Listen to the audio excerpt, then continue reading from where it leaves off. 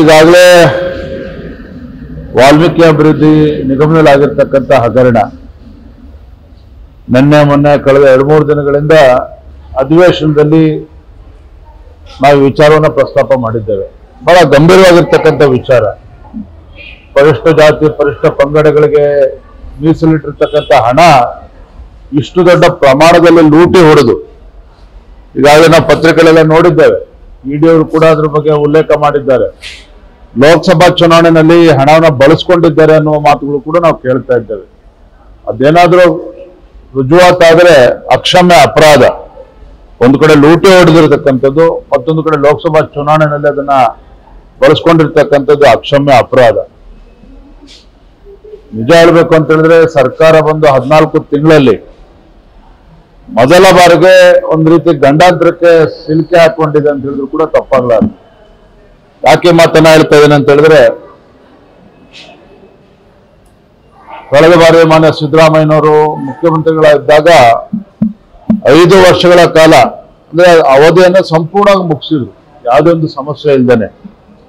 ಆದ್ರೆ ಇಂಥ ಒಬ್ಬ ಅನುಭವಿ ಮುಖ್ಯಮಂತ್ರಿಗಳು ಇದ್ದೂ ಸಹ ಸರ್ಕಾರ ಬಂದು 14 ತಿಂಗಳಲ್ಲಿ ಈ ರೀತಿ ಒಂದು ಬ್ರಹ್ಮಾಂಡ ಭ್ರಷ್ಟಾಚಾರ ಹಗರಣ ನಡೆದಿರ್ತಕ್ಕಂಥದ್ದು.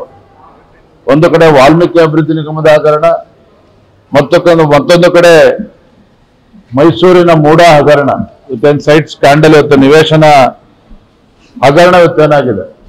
ಮೂಡ ಹಗರಣದಲ್ಲೂ ಕೂಡ 2 ಅಂಶಗಳನ್ನು ತಾವು ಗಮನಿಸಬೇಕು.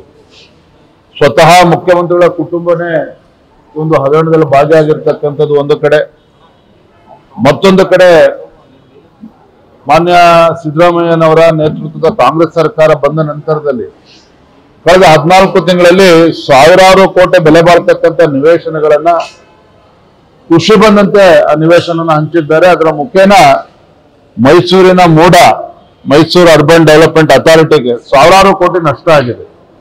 ಈ ವಿಚಾರವನ್ನು ಸಹ ನಾವು ಸದನದ ಹೊರಗೂ ಕೂಡ ನಾವು ಪ್ರಸ್ತಾಪ ಮಾಡಿದ್ದೇವೆ. ಸದನದ ಒಳಗಡೆನೂ ಸಹ 2 ಮನೆಗಳಲ್ಲಿ ನಾವು ಒತ್ತಾಯ ಮಾಡಲಿದ್ದೇವೆ. ಸ್ವತಃ ಮುಖ್ಯಮಂತ್ರಿಗಳೇ ಈ ಒಂದು ಹಗರಣದಲ್ಲಿ ಸಿಲುಕಿ ಹಾಕಿಕೊಂಡಿರೋದ್ರಿಂದ ಮುಖ್ಯಮಂತ್ರಿಗಳು ಇದನ್ನ ಸಿಬಿಐ ತನಿಖೆಗೆ ವಹಿಸಬೇಕು ಮತ್ತು ತಮ್ಮ ಸ್ಥಾನಕ್ಕೆ ರಾಜೀನಾಮೆ ಕೊಡಬೇಕು ಅನ್ನೋ ಆಗ್ರಹವನ್ನು ಕೂಡ ನಾವು ಮಾಡೋರಿದ್ದೇವೆ. ನೋಡಿ, SIT ಬಗ್ಗೆ ಏನ್ರಿ ಅಲ್ಲರಿ, ಸ್ವತಃ ಮುಖ್ಯಮಂತ್ರಿಗಳ ಕುಟುಂಬನೇ ಈ ಒಂದು ಹಗರಣದಲ್ಲಿ ಭಾಗಿಯಾದಾಗ ಯಾವ SIT ಯಾವ ಅಧಿಕಾರಿಗಳು ಏನು ಕೂಡ ಮಾಡೋದಕ್ಕೆ ಸಾಧ್ಯ ಇಲ್ಲ. ಮನೆ ನೋಡಿಲ್ಲ ಅವ್ರು ಯಾವ ಚಂದ. ಇವತ್ತು ವಾಲ್ಮೀಕಿ ಅಭಿವೃದ್ಧಿ ನಿಗಮದಲ್ಲಿ ಆಗಿರ್ತಕ್ಕಂಥ ಹಗರಣದಲ್ಲಿ SIT ಸ್ಥಾಪನೆ ಯಾವಾಗ ಚಂದ್ರಶೇಖರ್ ಅವರು ಮೇ 26 ತಾರೀಕು ಆತ್ಮಹತ್ಯೆ ಮಾಡ್ಕೊಂಡಿರ್ತಕ್ಕಂಥದ್ದು. ಅಲ್ಲಿಂದ 2 ತಿಂಗಳುಗಳು SIT ತನಿಖೆ ಮಾಡ್ತಾನೆ ಇದೆ. ಕನಿಷ್ಠ ಪಕ್ಷ ನೋಟಿಸ್ ಕೊಟ್ಟು ನಾಗೇಂದ್ರ ಅವ್ನು ಕರ್ಸ್ಕೊಳಕ್ಕೂ ಹಿಂದೆ ಮುಂದೆ ನೋಡ್ತಾ ಇದ್ರು. ಅಂದ್ರೆ ಸರ್ಕಾರದ ವ್ಯವಸ್ಥೆ. ನಿನ್ನೆ ನಮ್ಮ ಮಾನ್ಯ ಸುರೇಶ್ ಕುಮಾರ್ ಅವರು ಹೇಳಿದ್ರು ಸಿದ್ದರಾಮಯ್ಯ ಇನ್ವೆಸ್ಟಿಗೇಷನ್ ಟೀಮ್ ಅಂತ ಹೇಳಿ. ಅಂದ್ರೆ ಅವ್ರಿಗೆ ಖುಷಿ ಬಂದಂತೆ ತನಿಖೆ ಮಾಡಿದ್ರೆ ಇದು ಯಾವುದೇ ಕಾರಣಕ್ಕೂ ನ್ಯಾಯ ಸಿಗೋದಿಲ್ಲ.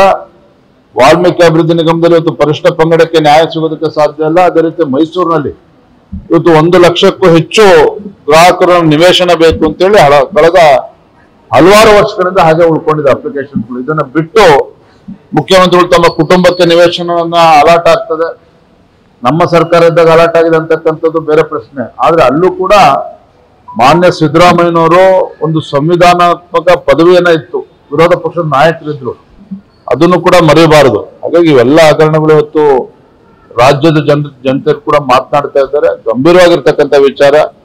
ಆಗ್ಲೇ ಹೇಳಿದಾಗೆ ಮೊದಲ ಬಾರಿಗೆ ಮಾನ್ಯ ಸಿದ್ದರಾಮಯ್ಯನವರ ನೇತೃತ್ವದ ಕಾಂಗ್ರೆಸ್ ಸರ್ಕಾರ ಇವತ್ತು ಈ ಹಗರಣದ ಸರಮಾಲೆಯಲ್ಲಿ ಸಿಲುಕಿ ಹಾಕೊಂಡಿದೆ. ಇದನ್ನ ಭಾರತೀಯ ಜನತಾ ಪಾರ್ಟಿ ಸದನದ ಹೊರಗಡೆನೂ ಕೂಡ ನಾವು ಹೋರಾಟನ ಮಾಡಿದ್ವಿ, ಸದನದ ಒಳಗಡೆನೂ ಸಹ ಈ ವಿಚಾರವನ್ನು ನಾವು ಕೈಗೆತ್ತಿಕೊಳ್ತೇವೆ.